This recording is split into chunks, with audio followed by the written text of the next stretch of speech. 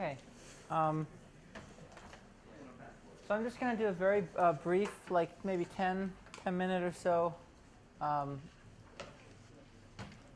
period of time to finish with optimization, and then Larry's going to teach you guys concentration of measure. Is that what it is today? Concentration? I just wanted to finish on this because you have a dual problem on your homework. You're supposed to be deriving the dual of a particular problem, and if you didn't see it in class, I think you'd be angry at me. So I was going to do it for the lasso, and on the homework, you guys are doing it for trend filtering, and they're pretty similar.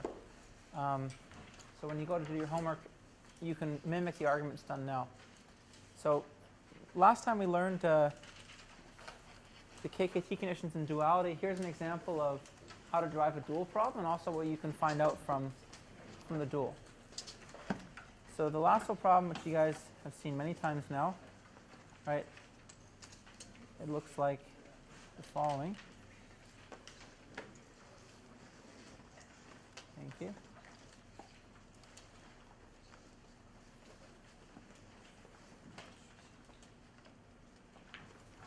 Looks like the following. Right, minimize least squared error plus an L1 penalty on the coefficients. And remember, our construction for duality was to form the Lagrangian. Form the Lagrangian in general, right? Form the Lagrangian, which is given by taking the criterion and adding multiples of the constraints. Minimize over the original variable, which is called a primal variable, and that gives you a dual function. So what would be the Lagrangian here? The Lagrangian here is actually a function of beta and nothing else. There are no constraints. So the Lagrangian is actually just a function of beta. I guess I'll just draw that to mean that there are no dual variables, and it's just equal to the criterion plus nothing. There are no dual variables because there are no constraints. So how do we form the dual function? We minimize the Lagrangian over the variable beta. So the dual function g, which is a function of nothing, is just equal to the minimum of this, but that's not even, there's really nothing to do here, right? Because that's just a constant, and in fact it's equal to whatever the optimal value of this problem is, which we'll denote by f star. So this was kind of a vacuous exercise. It may look like we're stuck, right? Because the dual function is a constant. It's equal to the optimal criterion value. So of course we have strong duality. It's just a constant equal to the optimal criterion value. There are no dual variables. There's nothing interesting here. To get around this, there are a bunch of tricks we play to derive duals. And here is one of the tricks that we play. We can make a substitution in this problem that has no effect on the solution, but that actually makes the dual derivation tractable. So we're going to, introduce, might call these auxiliary variables.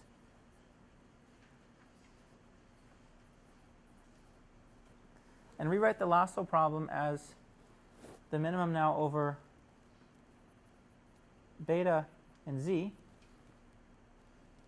where I'm going to substitute x beta by z. I'm going to introduce a constraint that z be equal to x beta. Right, these two problems have the same solution. This one is no different. It just has a constraint, so it makes deriving the dual problem possible. So let's form the Lagrangian now. What does that look like? That looks like beta, z. So it's a function of the primal variables, which are beta and z. And of a dual variable, we're going to have one dual variable for every equality constraint. So I have zi equals the ith component of x beta for each I, going from 1 through n. So u is going to be an n-dimensional, one component for each one of those constraints. And it's given by taking the criterion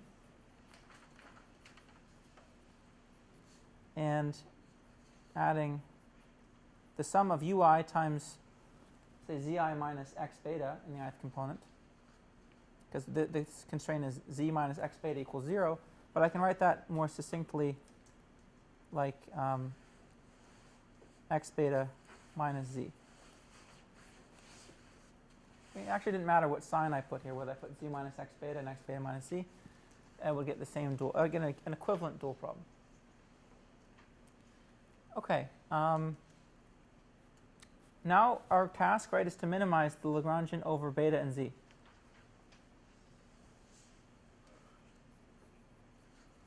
And that'll give us a function of u only, which we'll call the Lagrange dual function. So let's split it up into all the terms that involve beta and all the terms that involve z. So we'll do the z part first, the minimum over z of 1/2 y minus c squared minus u transpose z, right, plus the minimum over beta of the terms left over, and those are lambda beta minus x transpose u transpose beta. I've just rewritten, separated out into the terms involving beta and z. So if we can minimize each of these individually, right, this one over z and this one over beta, the remainders are going to just be functions of u. That'll be our Lagrange dual function. So let's do this one first. This is the minimum over z of a constant, doesn't depend on z, but actually, in fact, let's just keep it in there, plus 1/2 the norm of z squared.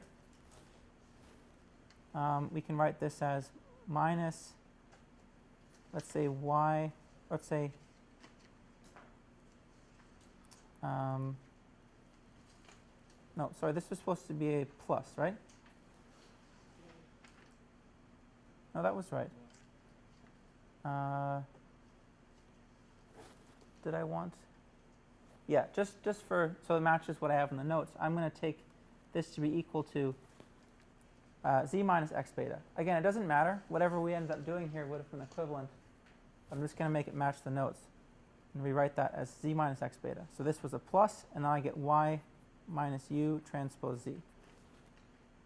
So that's this part. And this is a quadratic as a function of z, right? And I could even do this component-wise. I can minimize out of every component of z separately. It doesn't matter how you do it, but we know we can take its gradient and set it equal to 0. That should give us the minimizer. So if we do that, we can see that z is equal to, ends up being equal to y minus u. That's the minimizer. And so if we plug that in, it gives us the minimum. And so that this minimum equals this first part, 1/2 y squared, doesn't depend on z. And then we're going to get y minus u in norm squared times 1/2 minus y minus u in norm squared. And we plug in z equals y minus u. So the whole thing ends up just looking like minus 1/2 y minus u squared. Okay? That was that part. How about this part? How do we minimize that over beta? This one we can do in cases. It's probably easier to think about it in cases. I'm going to claim that if any component of, let's call this A, just for simplicity.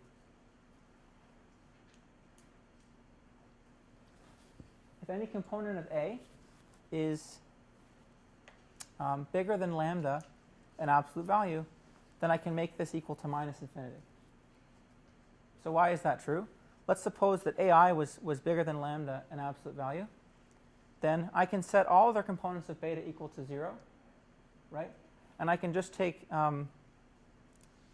beta I to be, let's suppose the ith component of this was equal to lambda, was bigger than lambda in value, not absolute value. It was actually strictly larger than lambda. Then I can take beta I just to be bigger and bigger and bigger, leave all the other betas equal to 0, and this would be equal to, right, lambda minus AI times beta I.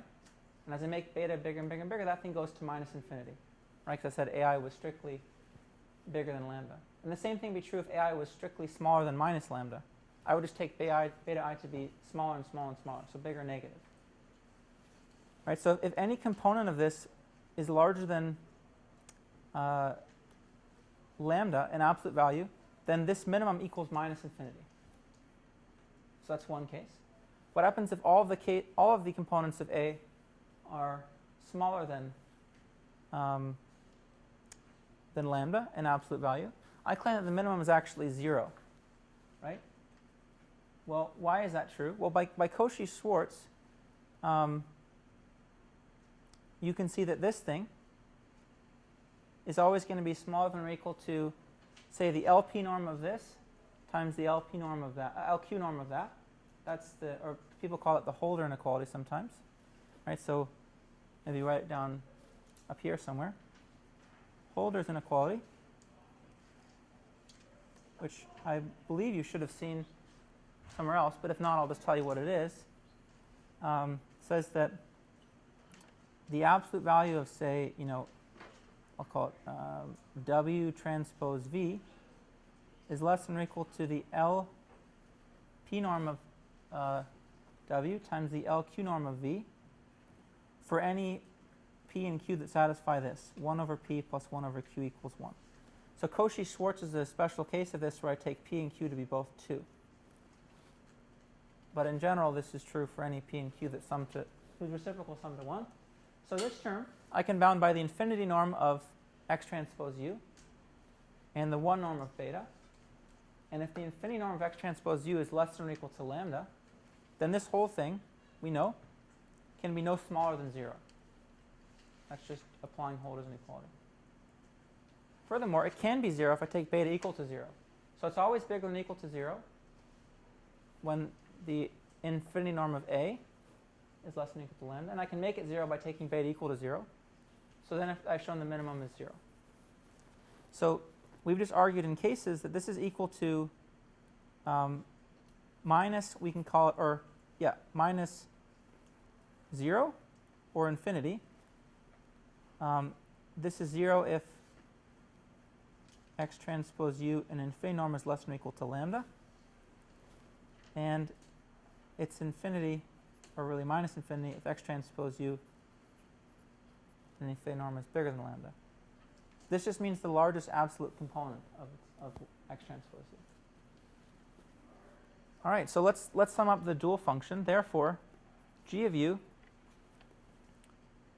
right, it's either equal to, this is G of U, I should just say, equal to this whole function. This part minus that part. So maximizing G of U over all U, that is the dual problem.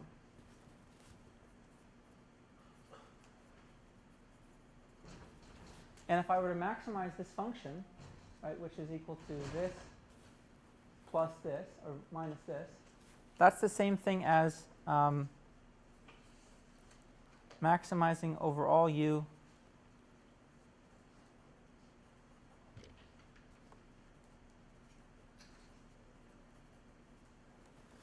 the norm of y minus u squared, subject to a constraint that tells me that X transpose U has to be less than or equal to lambda in infinity norm. Right, that's the same thing. If I put this in the criterion as either being 0 or minus infinity, it's the same thing as having a constraint, because when it's true I get 0.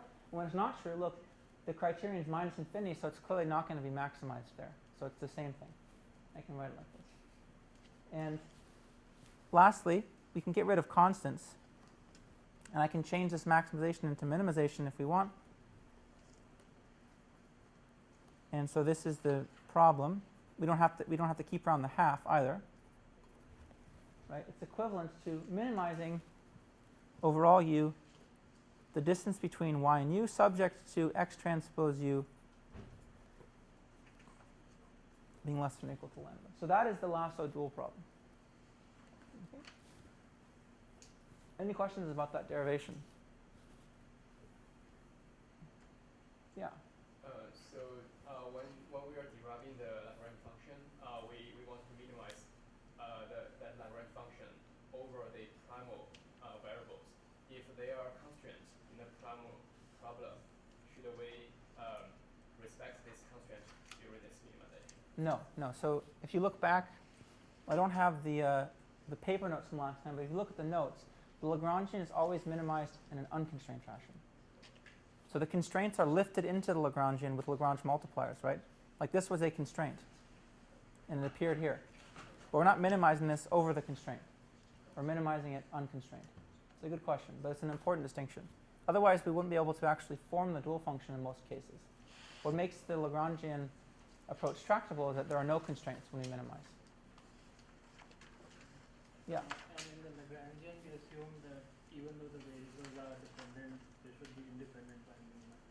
Like z and beta are dependent, but when minimizing, we are treating them as such. Yeah, I think it's kind of the same question. So, well, there's no, first of all, there's no there's no statistical dependence here. But if you mean they're tied by an equality constraint, we don't use that equality constraint when we minimize the Lagrangian. It's minimized out in an unconstrained fashion.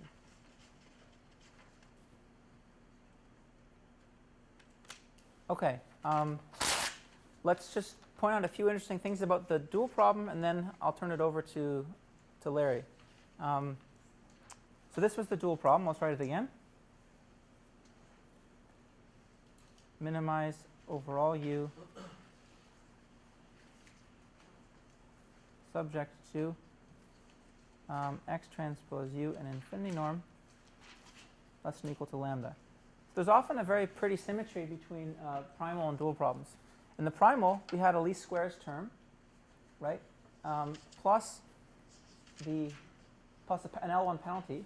In the dual, we have a least squares term subject to an L infinity penalty.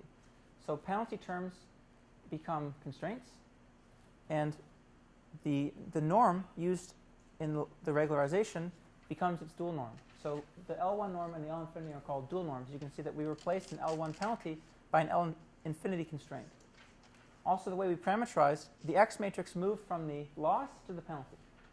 So there's often a lot of really nice symmetry between the primal and dual problems. And if you recognize these kind of aspects of symmetry, you could have guessed this or even maybe shortcutted that calculation without having to go through it.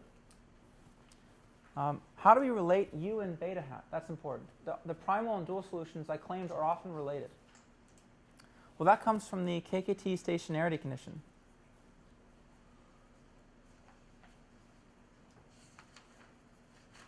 So first, to be proper, we should first check that strong duality holds, right? Well, if you look at the Lasso problem, or even this problem, which we used to derive the dual, this is convex, and it has only equality constraints. So Slater's condition holds. Slater's condition said that the inequality constraints had to have points that strictly satisfy them. We have no inequality constraints here. So we have strong duality for sure. So that means that the optimal value of this problem and its dual, which was this one, they should match. Furthermore, we should be able to tie the primal and dual solutions together via the KKT conditions. So let's look at the stationarity condition, which takes the Lagrangian, and it differentiates it with respect to the primal variables, or takes a subgradient with respect to the primal variables, and sets that equal to 0 to relate the primal and dual variables. So if we do it over z, we'll get something interesting coming out. Let's take a gradient of the Lagrangian with respect to z. Gradient with respect to z of the Lagrangian tells us that at optimality, this has to be equal to 0. The stationarity condition. What did that look like, right? Well, here we get z minus y. This has no z terms.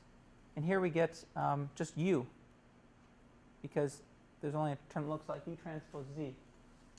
So that tells us that z minus y plus u has to be equal to 0 at optimality. So we might as well write these with their hats on to note that these are the solutions must satisfy this. Rearrange, that says that z hat is equal to y minus u hat. But at optimality, z hat and x beta hat are the same, right? Because there's that constraint. So it tells us that the primal fitted value is equal to the dual residual. So let's look back at this problem. It turns out the lasso is equivalent to minimizing the norm of the fitted value, this is x beta, subject to the correlation between the variables and the residual being at most lambda for every variable in absolute value. It's another way of rephrasing the lasso. Minimize the norm of the fitted value subject to a correlation constraint in absolute value on every variable. An interesting way to interpret the lasso. I often draw this picture. This is the picture I often draw. Well, it's in the notes, and it's a better picture than what I can draw on paper. But this constraint set, right? Let's figure out what this constraint set is. We can think about this like minimize over all u subject to u lying in some set C. That set C we can draw as the set of all, say, V such that x transpose V, an infinity norm, is less than or equal to lambda. You can convince yourself from writing this out in each component that this is actually a convex polyhedron. It's some polyhedron whose faces are determined by each column of x.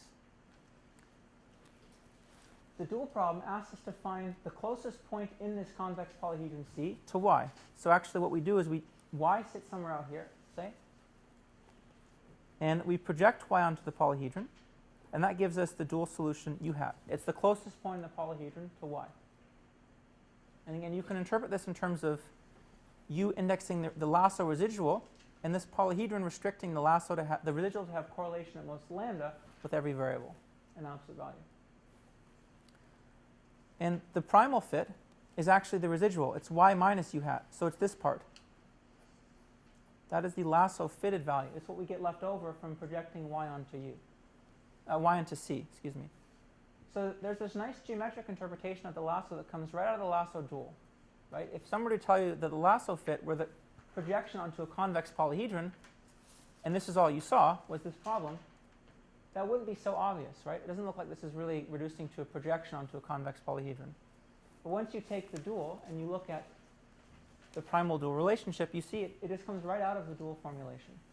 So what's one thing that we could prove that maybe would have been difficult otherwise that comes directly out of this?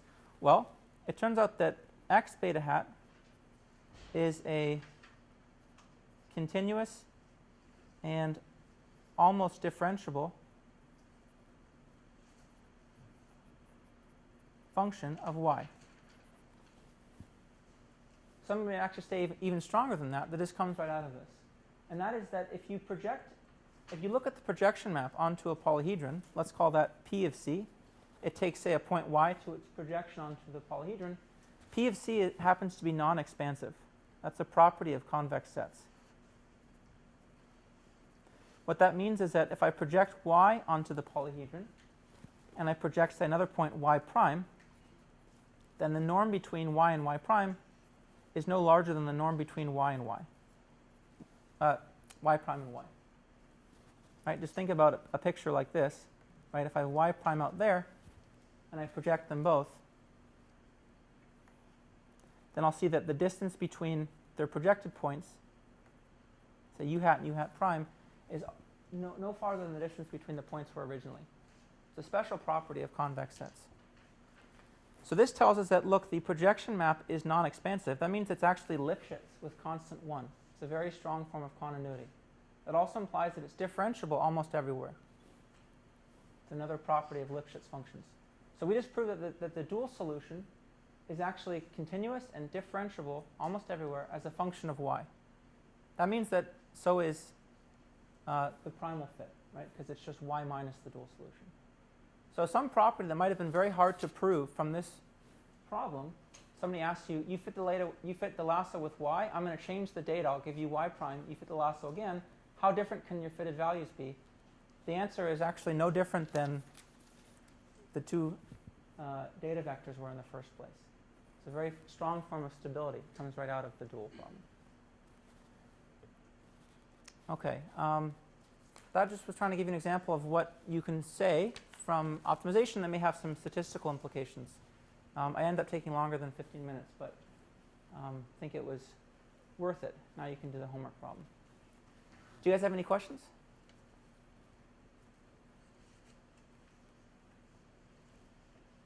Okay. In that case, you're up.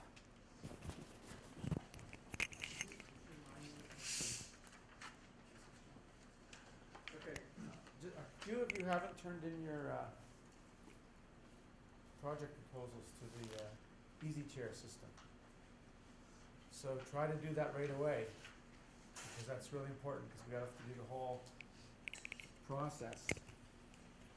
And by the way, you know, at the end of it, there's going to be big prizes, right? For somebody. Big prizes. Yeah. So I'm not telling you what they are yet, but You're going to like it. And while I'm getting ready to, another thing, I'll just ask you about last week of class is our conference. The second last week is okay.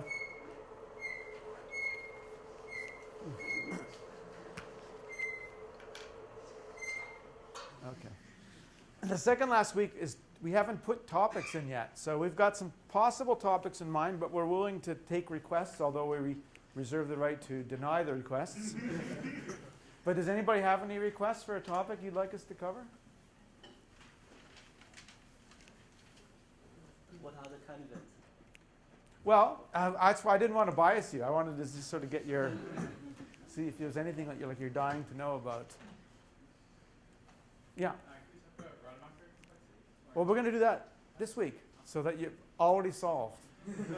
Any other ones?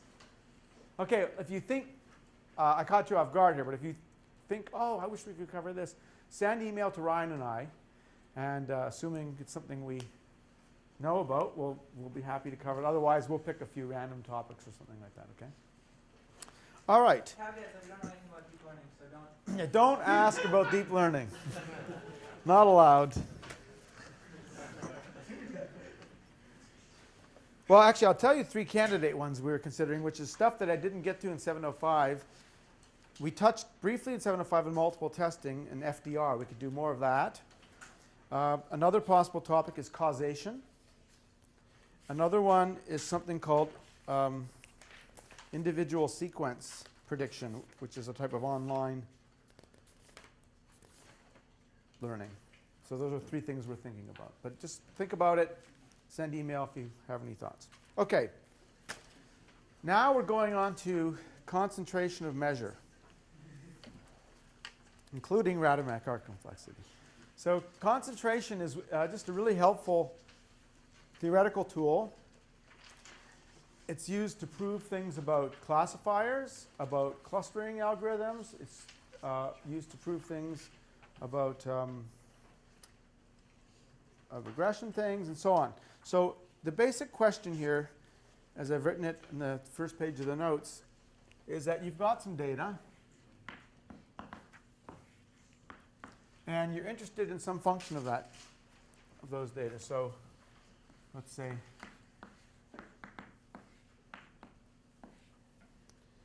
now this is a random variable. It has a mean. Let's say mu of, I'm just going to write mu of f to emphasize that it depends on the function f. And so concentration generally refers to the following property. The probability that the random quantity is far from its mean is small. Something like this. So you're familiar with things like Markov's inequality would be an elementary version. Hoeffding's inequality would be a version of this. But to make this useful, usually we're not just interested in one particular function. We might be interested in this holding simultaneously over a set of functions. And again, we did touch on this in 705. The difference here is we're going to actually go into more detail and prove some of the theorems that we omitted there. In particular, we're interested in looking at the maximum deviation over some set of functions. This is the most important aspect of it, is being able to uniformly control how far are a set of random quantities from their means. So let's do the two particularly important examples. The first one, very familiar. The second one, you might not have realized concentration plays a role in it. So the first one that most of you are familiar with would be classification. So we have the usual setup, x's and y's. You're predicting y is 0, 1. And what we care about is the risk of a classifier h. So h is a 0, 1 thing here, which means the probability that you misclassify a future observation. We don't know this number. Of course, we always estimate it with the training error. Did I call it r hat?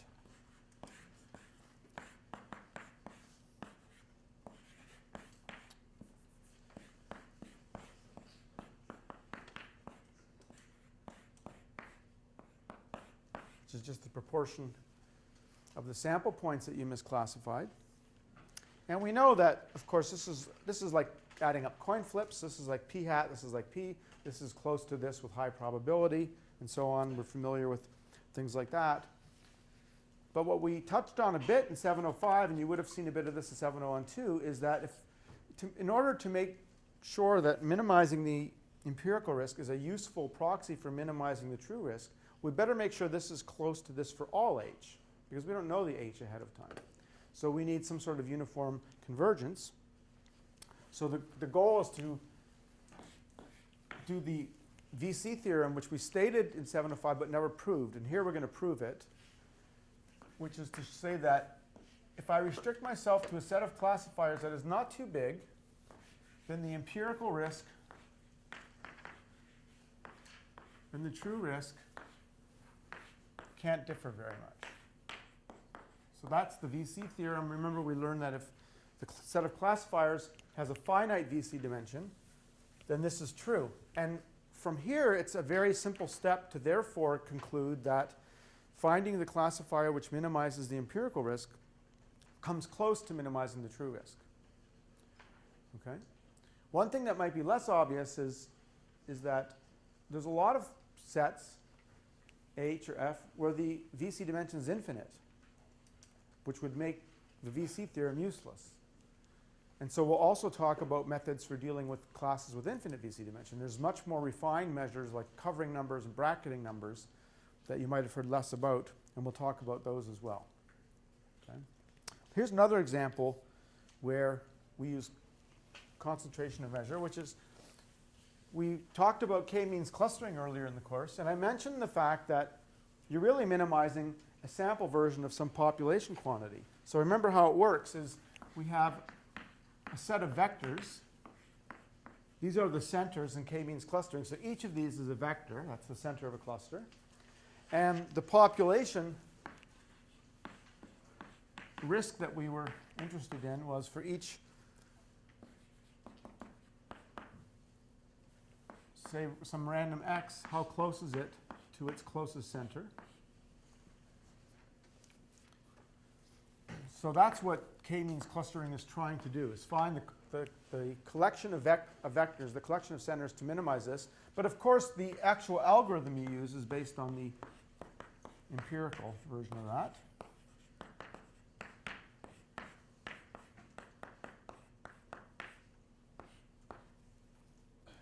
And one of the things we can use VC theory to show is, again, that this minus this uniformly over all choices of centers is small.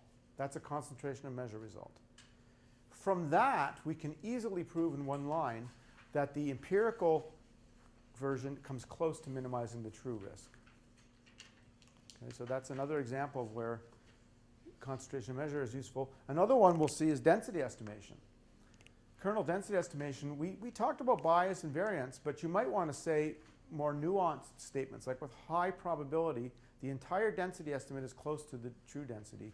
And bias variance analysis isn't quite enough. You need concentration of measure, and so we'll look at that example as well. All right, good. So let's plunge into it. Any questions before we get going? How many of you remember the VC theorem? Okay. I think a lot of you are just being shy and not admitting it. But anyway, don't worry, because I'm starting from scratch. So I'm going to start by reviewing basic things like Hoeffding's inequality and so on, because if you haven't seen it before, well, this is your chance. You really need to see this. And if you have seen it, like in 705, it's okay. That's a good review, because this stuff's, I think, fairly important theoretical material. So we're going to start by reviewing Hoeffding's inequality.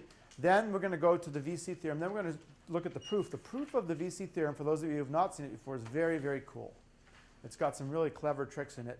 And it will lead us to this idea that somebody asked about earlier, like Radamakar complexity. This is also important just because it helps us introduce various notions of complexity, which of course are important. First of all, though, I want to introduce a little bit of non-standard notation, at least non-standard in ML. It comes from a branch of statistics called empirical process theory, which is sort of what this stuff is.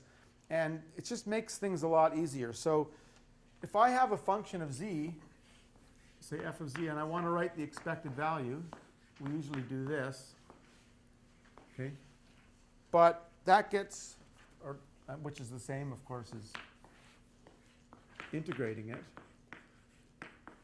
But I'm going to often do the following thing, which really simplifies things, which is just to write this as, some people write it as PF or P of F. So that looks a bit unfamiliar, but it's just the mean of f of z under the distribution P. Okay, it's just going to simplify a lot of the equations if we use that kind of notation. Similarly, we need the empirical, which is just the mean of f under the empirical distribution. Remember, the empirical distribution is what? It's the distribution that puts mass 1 over n at each data point. So what is that? That's actually just this.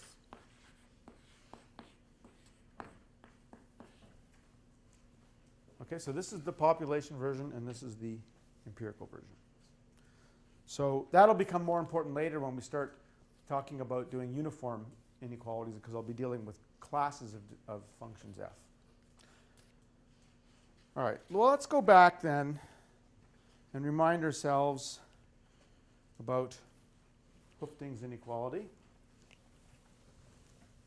That's kind of the beginning of a lot of this stuff.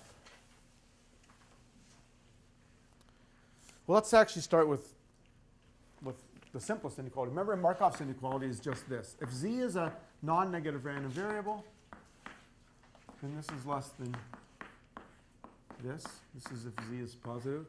So I won't do the proof again. If you've forgotten the proof, it's right there. It's one line long. And that's as simple as it is. That's kind of a starting point for a lot of things. But the problem is it's a very weak inequality. It's really only using one piece of information, namely, what are we using? Well, I'm assuming there's a mean. Otherwise, this right-hand side wouldn't exist. So we're only really using one piece of information about the random variable, that the mean exists. And if you remember, the point of Hoeffding's inequality is that sometimes we have much more information, and so we can get a much sharper inequality. So how did we get from Markov's inequality to Hoeffding's inequality? We actually did two tricks. So let me remind you what those tricks were. The first trick is the Chernoff method. Okay, suppose we have a distribution which is either bounded or has very thin tails. What does that tell us? Well, one thing we know is all the moments exist.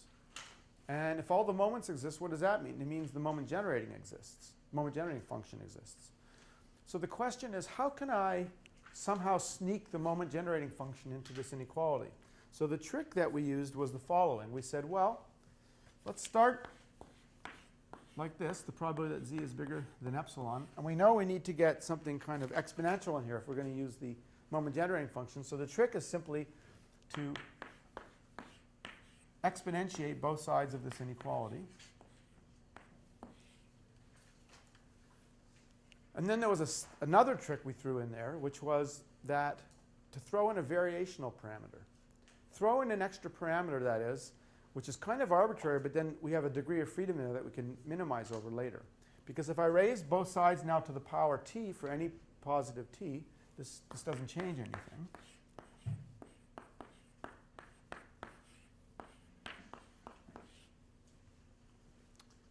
Now I apply Markov's inequality. So you do the transformation first. Now you apply Markov's inequality, which says the probability of a random variable bigger than a constant is less than or equal to 1 over the constant, so 1 over this,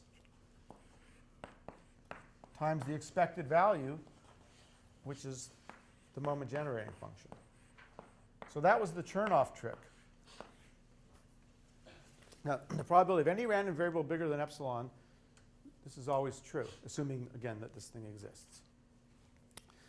And by just doing that little manipulation, again, I've brought in the moment generating function, and I've introduced this extra parameter t. In fact, since this is true for any t, it's therefore true for the inf of all t. So that's the Chernoff trick. The probability that z is bigger than this is less than this. Now, in order to use this, though, I need to know something about the moment generating function. So that's where we used yet another trick. So a lot of this concentration of measure is just knowing this kind of bag of tricks that get used all the time, which is the following thing. If I have a random variable which is between, let's say, A and B, and for simplicity I'll say it has mean 0. That's not necessary because we can always subtract off the mean. So just for simplicity, take the mean to be 0. One thing we proved was that even without knowing anything else about the distribution, I can bound the moment generating function. The moment generating function of such a random variable is always bounded above by this.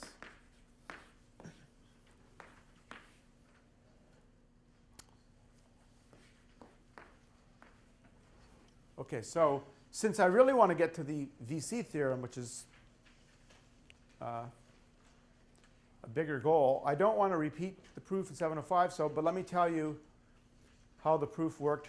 And if you didn't take 705, or if you've forgotten, the proof is right there. It's the proof of lemma 3, so you can review it yourself. Basically, what ends up happening is we use a couple of, again, another bag of tricks here, because we use convexity, the fact that Z is a convex combination of A and B, and that E is a convex function. And we end up with E to a horrible thing, and we do a Taylor series expansion. That's all that ends up happening. Okay, so if you really want to review that, again, the proof's right there. But at this point, we can just take it as a given. Okay. So you can see how we're going to combine tricks. I'm going to start with the probability that something is bigger than this, convert it to a form like this. But now I have some sort of bound on the moment generating function. So in fact, using these tools now, let's actually, it's only a few lines long, we can actually now state and prove Hoeffding's inequality.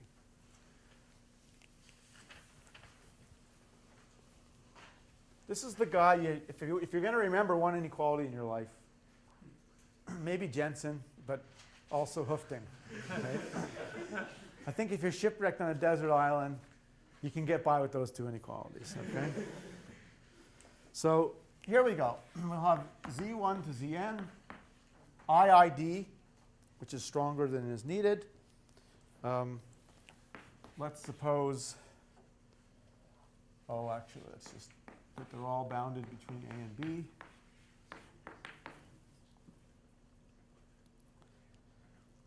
Okay, then here's what Hoeffding's inequality says. The probability, and let's let mu be the mean. The probability that Z bar minus mu is bigger than epsilon is less than, you get this right, 2n epsilon squared over c. What's c? It's actually just b minus a squared, I think. Is c? Yeah. So there's a couple of typos there, like z bar is defined to be an empty sum. Not good. All right. Okay. So the cool thing about Hoeffding's inequality is how fast this is going to 0 with n, right? It's going to 0 exponentially quickly. If you just use Markov's inequality or Chebyshev's inequality, things would be going to 0 polynomially with n. But here it's exponential, which is really fast. And so that's going to be important when we extend this to uniform inequalities. So we're dealing with classes of functions, things like that. Without the exponential, we'd be dead. This is really critical that it's exponential.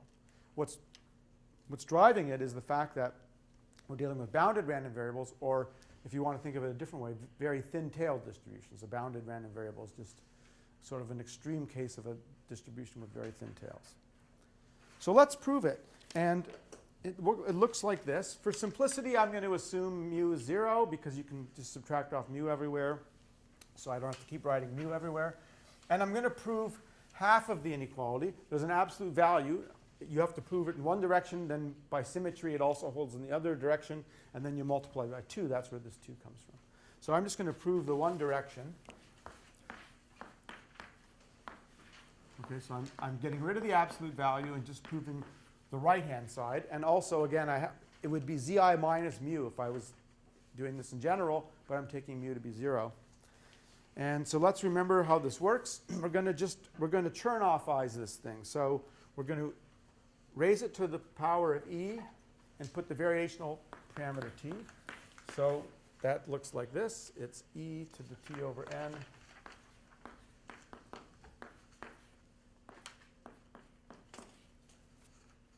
Okay. Then we apply Markov's inequality. So this is less than e to the minus this times this expected value, which of course is a moment generating function. And in fact, we're going to do one more thing, which is to notice that this is the expected value of e to a sum, or in other words, a product. But since we're assuming independence, the expected value of product is the product of the expected values. So this is e to the minus t. And now it's just the expected value of the product, or the expected value of any one of them. E to the tn z, let's just call it z to the nth power. They're IID. So in other words, expected value of the product is the product of the expected values. They're IID, so you just take one of them and raise it to the power n. And this is simply the moment generating function, the inside of this, but evaluated at t over n. And we know the moment generating function is bounded by what I erased. What was that? Bound. So this is less than e to the minus t epsilon. And now if I plug in that bound, I'm going to get e to the t squared over n b minus a squared over 8. In the notes, I allowed b and a to change with I. I don't know why I did that, just to be a little bit more general. Here I'm just doing the case where the a and the b are the same. So all I've done is taken the bound that we derived a minute ago, or stated a minute ago, and put it in there. And then it's raised to the, there's an n squared when I plug that in, but there's an n here. So we end up with n. Okay? To summarize, we Chernoff-ize it, and then just plug in the bound for the moment generating function. Now, the reason for introducing that t is I can minimize this over t. So we can just take the derivative with respect to t and find the minimum. Because we get to do this for any t, so we might as well make it as small as possible. It turns out the minimizer, just by doing calculus, is 4 epsilon n over b minus a squared. And if you plug that t in, you'll get this result.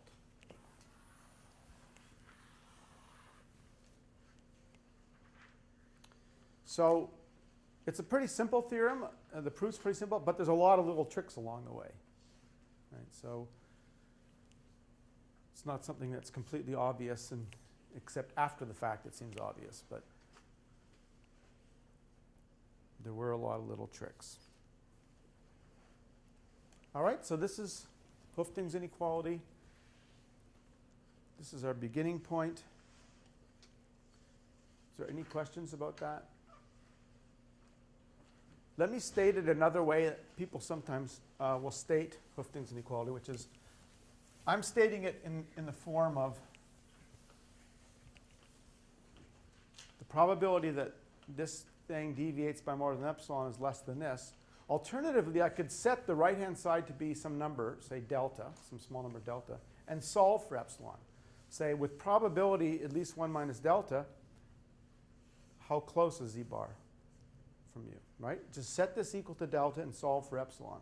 And that's the second, this corollary I wrote was obtained that way, which says that with probability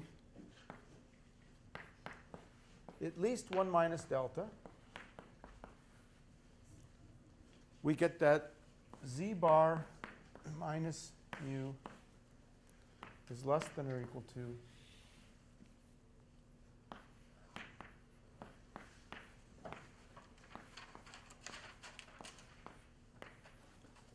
that's another way you'll see Hooftings inequality stated. With high probability, how far is the sample mean from the true mean? About some square root of some constant over n. That's a consequence, really, of Hooftings inequality. The exponentialness shows up in the fact that the probability only comes in logarithmically, so it has it's a small effect here. You can think of this as basically a confidence interval for mu.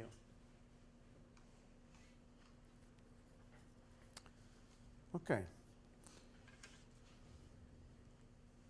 Any questions? Well, we can immediately apply this to classification in a kind of a toy case when we're only considering a single classifier. Now that, in practice, of course, we're going to choose a classifier from a set of classifiers. But if we just had a single classifier, we can immediately apply this, because what is z bar? That's just the training error. And what is mu? That's the true error. And what are the random variables? They're just 1, 0 random variables, right? They're either misclassified, yes or no, 0, 1. So in other words, A is 0 and B is 1. So if we apply this in classification, we immediately get that the true risk of a single classifier minus the training error is less than or equal to, therefore, 1 over 2n log 1 minus delta, the square root, with high probability, with probability at least 1 minus delta. So we know with very high probability, the training error is about 1 over root n away from the true error. This is, again, just kind of a toy example because we're really not going to ever deal with just a single classifier. Okay, so that was pretty fast because I was thinking of that as a review of Hooftings inequality. But if you haven't seen it before, just go back and read through those part of the notes. Again, there's nothing extremely difficult there, just a few little tricks used along the way. All right. So let's keep going. There's a lot of material in here that is sort of extra material. So for example, I've included Mcdermott's inequality. For those of you who have heard of it, you can take a look at it. I don't think, are we going to need it? I don't think we're going to need it, so I'm going to skip it for now. We'll come back to it if we do need it. Let me just tell you what it is. Suppose we have a function f of z1 to zn. Well, what have we done so far? All we've talked about is the following function. F of z1 to zn is the average.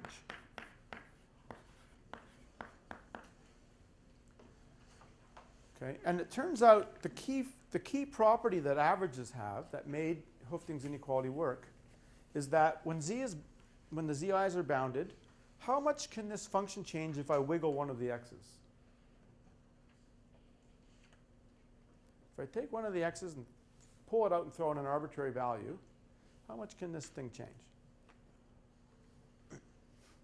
About 1 over n, right? Because remember, I'm saying bounded random variables. Right? So if I flip one observation, this only changes by 1 over n. It turns out that's actually the key property in the proof. We did it, we relied heavily on the fact that it was an average. You're probably thinking, well, that proof really used the fact that it was an average. But it turns out the key property is simply this we'll call it sort of insensitivity to a single observation. What Mcdermott's inequality does is it says, suppose I have an arbitrary function, but it still has that property that when I flip one observation here, if I wiggle around one observation, it doesn't change much. Then you get a result very similar to Hooftings inequality. It's the theorem actually at the bottom of page 4 and top of page 5. It looks just like Hooftings inequality, and it's expressed in terms of how much the function changes when you wiggle an observation around. Okay, and so if I don't think we'll need it, but the proof is there if you want. But you'll see the proof's very, very similar to the proof of Hooftings inequality. Okay, so it's not that different. You do have to do the proof sort of one observation at a time. What you do is you sort of form a telescoping sum. As you add and subtract the function by changing one thing at a time. So you can write it as a sum and then do Hooftings, the Chernoff inequality and so on. But in spirit, just think of it as a generalization of Hooftings inequality. Okay.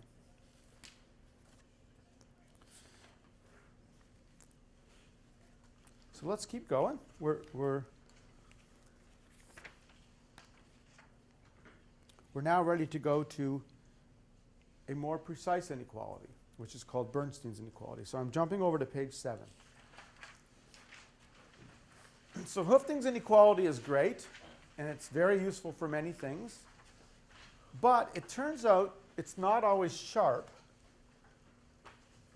And that can matter when we're analyzing certain problems. This root n here is sometimes a little bit loose. And the classic example of this is anytime you have a tuning parameter, which is in some sense getting smaller with n, so density estimation, non-parametric regression, you'll actually get the wrong rates of convergence if you use Hooftings inequality. You won't get sharp answers. Another example is if I just take a ball and say, let me count the number of points in there, Pn of A, let's call this A, and let's compare it to the true probability of A. Hooftings inequality says this minus this should be about 1 over root n. But suppose this ball was getting really small with n. The probability is small.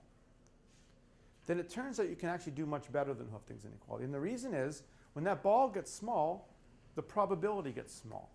And what happens when the probability gets small? The variance gets small, right? The variance is P1 minus P.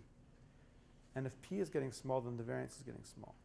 So basically, when you have things where the variance is getting smaller with n, Hooftings inequality is going to let you down. You're going to want to use something sharper. So the go-to inequality in these cases is something called Bernstein's inequality. All right, so let's talk about Bernstein.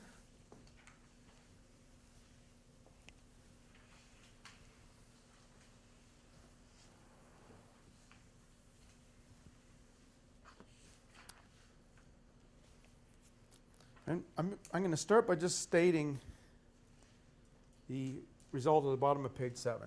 So there are many different forms of Bernstein's inequality, so depending on where you look it up, it might look a bit different. There's some forms, for example, that do not assume it's bounded. They instead just make certain moment assumptions. But the simplest version is to assume that the x's are bounded. So I'm going to say, suppose I have a bunch of random variables. Let's say they're all bounded by C. And again, I'm going to take the mean. Well, actually, we don't need to take the mean to be 0. I'm going to state it more generally than that. So we're going to do something. I'm going to do something just like for Hoofting. So I'm starting off with what's the probability x bar minus mu is bigger than epsilon. And we're going to write down a bound now.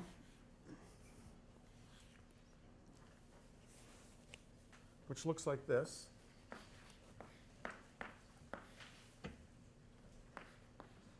But let's look at this.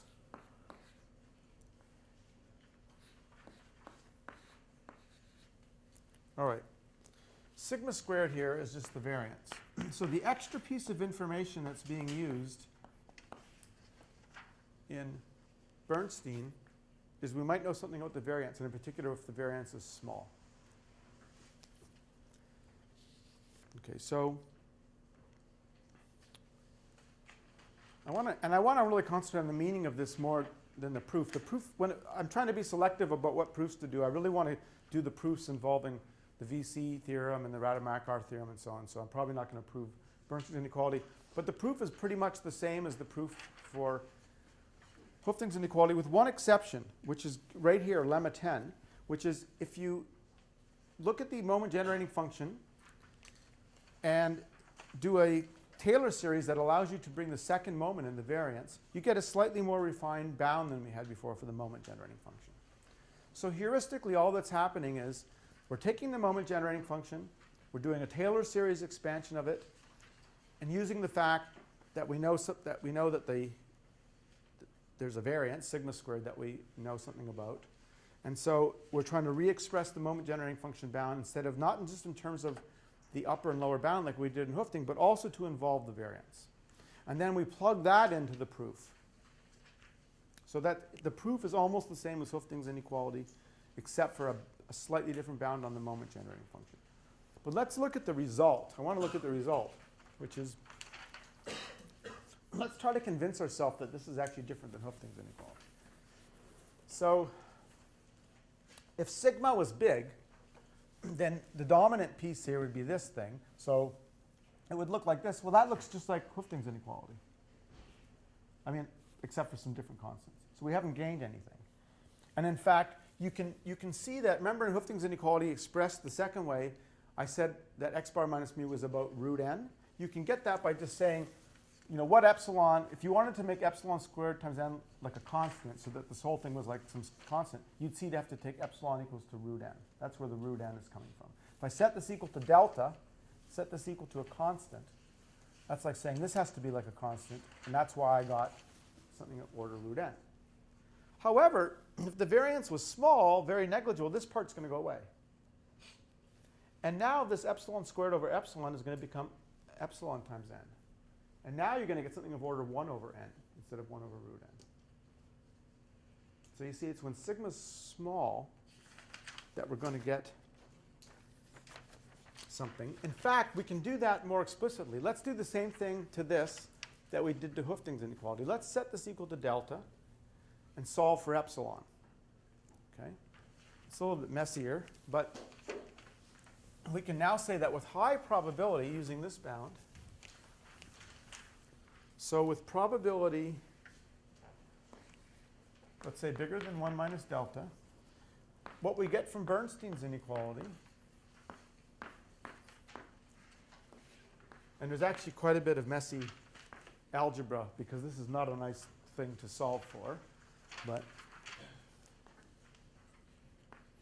what you end up with is a bound like this.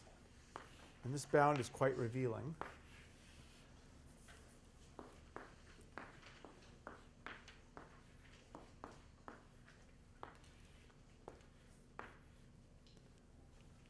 So again, if sigma's big, then if you look at these two terms, the first term dominates. And we're back to basically Hoofting's inequality.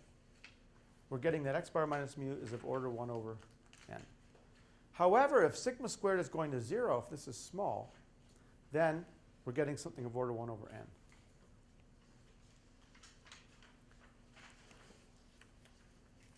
Okay? So we will use Bernstein's inequality a bit later when we talk about applying this to density estimation. The takeaway message here is, a couple of years from now, you're working on your thesis, you're trying to prove something, you pull out Hoofting's inequality, that always worked for you before, something is not working right, and then you go, oh yeah, that guy told me if Hoofting's inequality doesn't work, use Bernstein's inequality. Right? It's a more refined inequality. All right, and then of course, if you're dealing with a function other than a sum, that's when you might want to use Mcdermott's inequality. Okay.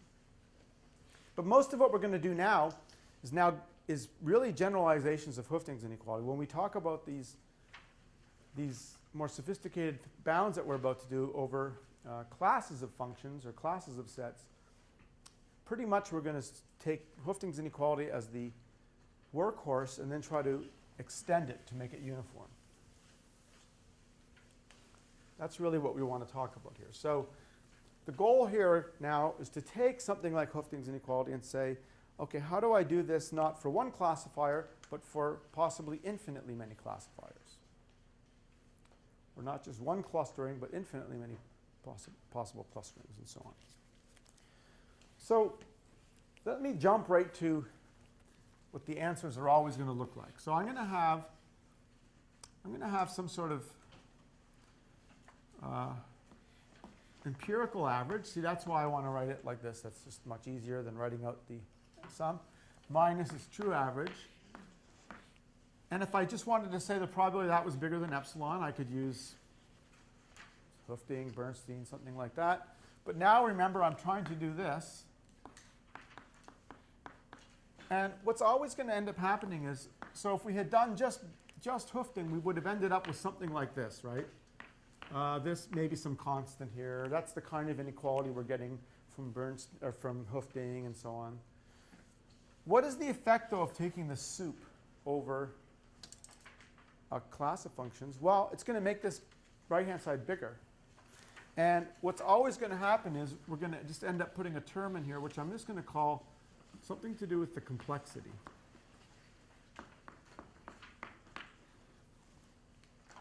And this should make intuitive sense, right? The more complex this class is, the higher this bound is probably going to be. And so we're going to talk about different ways to measure the complexity of a class of functions f. And it's that thing that's going to go in here. And what makes all this work is this complexity thing might actually grow with n, but as long as it doesn't grow as fast as this, we're in good shape. That's the key. And you can see why we need exponential now. Because if this is going to grow with n, but if the product's going to go to 0, having this go to 0 exponentially fast is very helpful. And what are the measures of complexity? So if f is just a finite set, there's an obvious measure of complexity, which is just the number of functions.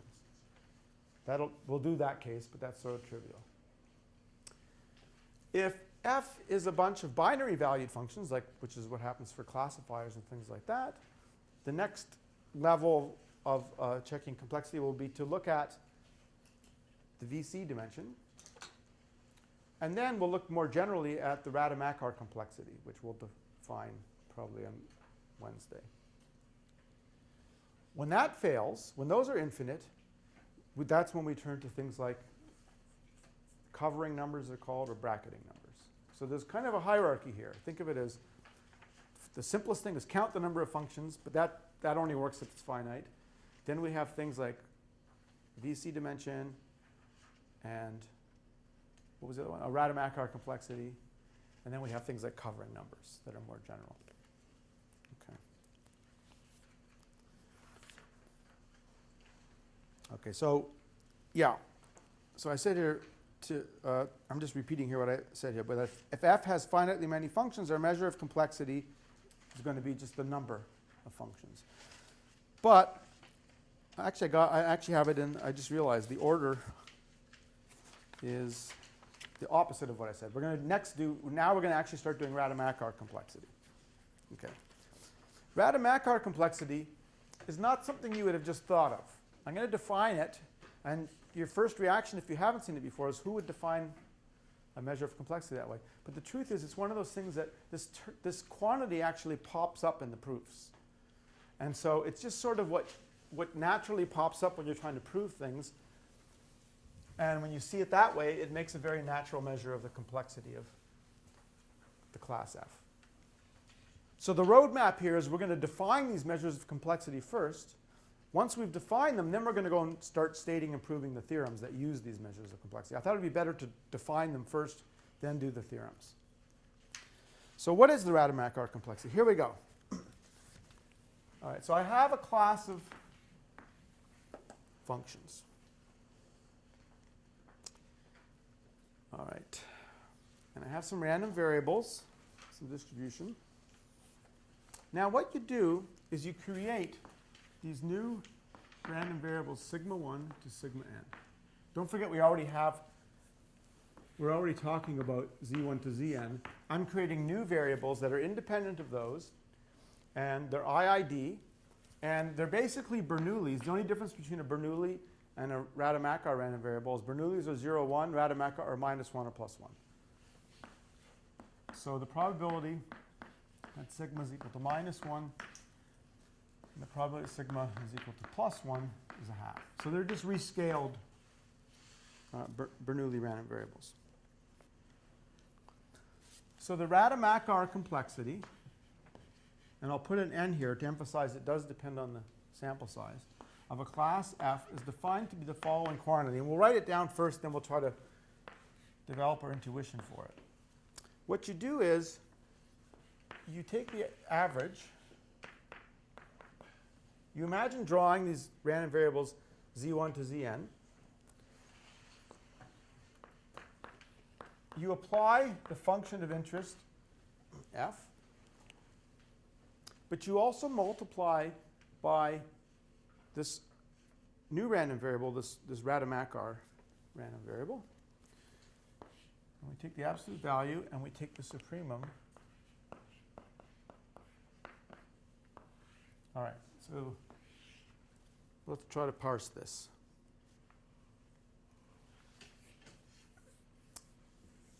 Why is this measuring complexity? Well, let's start with the simplest case. Suppose that the class of functions, script f, had only one function in it.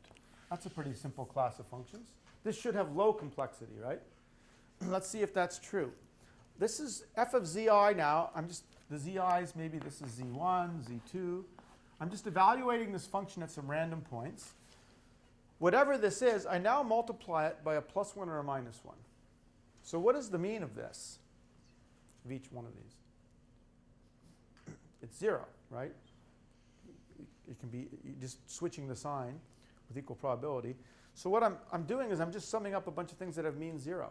I'm taking like an x bar of something that has mean 0.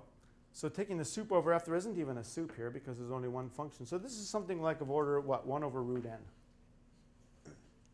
In other words, we just have a mean 0 random variable.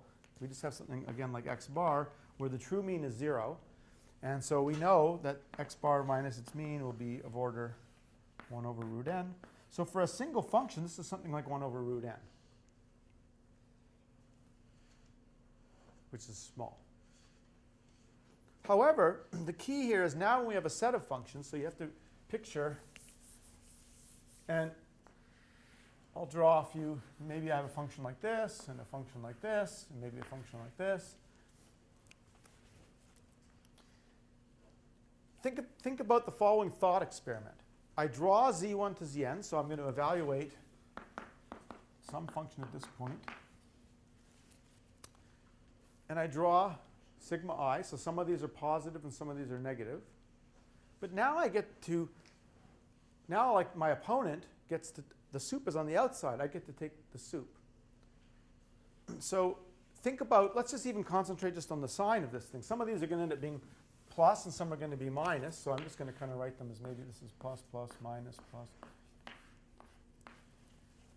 To maximize this, I can try to choose f so that whenever the sigma is minus, if I can make f minus, then when I take the product, it becomes positive. And then I end up with adding n positive things together. So I don't get the plus-minus effect anymore. I'm not getting something which is averaging to 0. But my ability to do that is, given a pattern of pluses and minuses, so here's again a pattern of pluses and minuses, to make that sum big, the worst I can make it is to try to find an f which kind of matches the sign. So if it goes down, I go down. If it goes up, I go up. And if I can perfectly match any pattern, then I can always make this sort of order n, which would make that big. So what does that mean? You give me random noise, random +1s and -1. How well can I match noise? Well, that's a measure of the complexity of the class. If I have a really complex class of functions, there's all kinds of wiggly functions in there. Therefore, I can make this very big. In effect, what I'm asking is, what is the maximum correlation between my functions f and noise? And if I can make the correlation between my function class f and noise high, then it's a complex set of functions. If it's just one function, it's going to be mean 0. So I don't know, did that get the intuition across? Okay. I can make this big if there's lots of f's with lots of wiggles. Okay, so we're going to use that measure, and you might think, well, how am I ever going to compute that? If I give you a class of functions, how am I going to compute it? So hold on to that thought. We rarely compute it. We'll get back to that point. Usually we bound it. But there are some useful properties to notice, which is that lemma 13 lists sort of the standard properties here, which is that, of course, if f is contained in G, then the bigger class has a bigger Radamakar complexity. If you form the convex Hall of f, it doesn't change the Radamakar complexity. If you multiply every function by constant, that just multiplies the Radamakar complexity by that constant, and so on. So there's lots of well-known properties of the Radamakar complexity. Okay, so you'll see when we get to this on Wednesday why this definition exists. It's what naturally comes up in the proofs again. But it's very rare that we could compute it. And that's why we invent the whole notion of VC dimension and shattering numbers.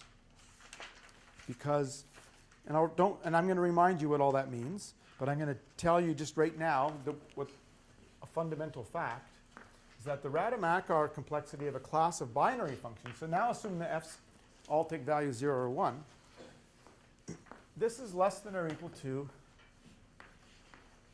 2 times the shattering number. And I'll remind you what the shattering number is on Wednesday. That's the one maybe in 701 if you talked about complexity, you probably talked about VC dimension or shattering numbers. And the real reason for defining that is because it's a bound on this. This is the thing that pops up in the proofs, but we don't know how to compute it. But we do have this bound. So that actually is a kind of motivation for why we define these things.